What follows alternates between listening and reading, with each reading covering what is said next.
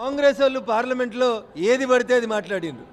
నేను ఇవాళ అడుగుతున్నా, మహారాష్ట్ర ఎన్నికలలో కన్ఫ్యూజన్ అయింది, గందరగోళమైందని నిన్న మాట్లాడినటువంటి రాహుల్ గాంధీ, నీ 10 జనపదులు నీ ఏఐసిసి ఆఫీసులున్న ఢిల్లీలో నీకు వచ్చిన ఓట్ల శాతం 5, సింగిల్ డిజిట్ కన్ఫైన్ అయింది కాంగ్రెస్ పార్టీ.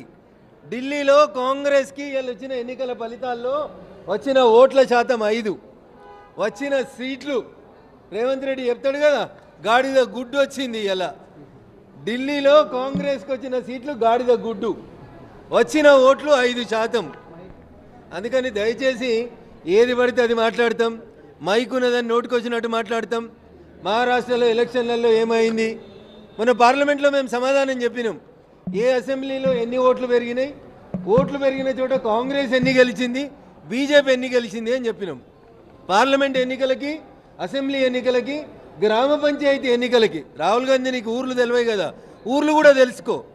గ్రామ పంచాయతీ ఎన్నికలకి ఓట్లు పెరుగుతాయి.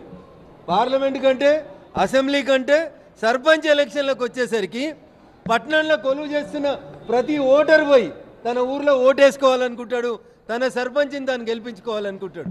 అందుకని ఉద్యోగం రీత్యా, చదువు రీత్యా, రకరకాల కారణాల చేత పట్టణాలకి మైగ్రేట్ అయినటువంటి ఓటర్లు రాష్ట్ర శాసనసభకి ఎన్నికలు జరిగినప్పుడు తిరిగి వెనక్కి పోతారు.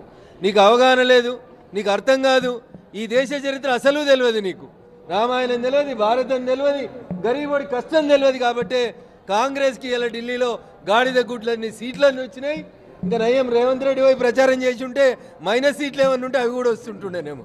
చేసిండ ఢిల్లీలో కూడా, అందుకనే గాడిద గుడ్డు ఇచ్చినట్టున్నారు. మన తెలుగు ఓటర్లు అంతా కలిసి పెద్ద గాడిద గుడ్డు ఇచ్చి పంపించినారు. అందుకని దయచేసి కాంగ్రెస్ పార్టీ, రాహుల్ గాంధీ ఈ రోజుకైనా రియలైజ్ కావాల్సింది ఏంటంటే, మేము ఏం చేసినా చెల్లుబాటు అవుతుంది, మేము ఏం మాట్లాడినా చెల్లుబాటు అవుతుంది అనేటువంటి విధానానికి స్వస్తి పలకాలి. 10% మైనార్టీలను తెచ్చి బీసీలో పెట్టేదాన్ని త్వరలోనే మేము దాన్ని ఒక రాష్ట్ర స్థాయి ఉద్యమంగా మలచబోతా ఉన్నాం. ఎట్టి పరిస్థితులలో భారతీయ జనతా పార్టీ కార్యకర్తలు, నాయకులు ఇది జరగకుండా చూస్తాం. Thank you.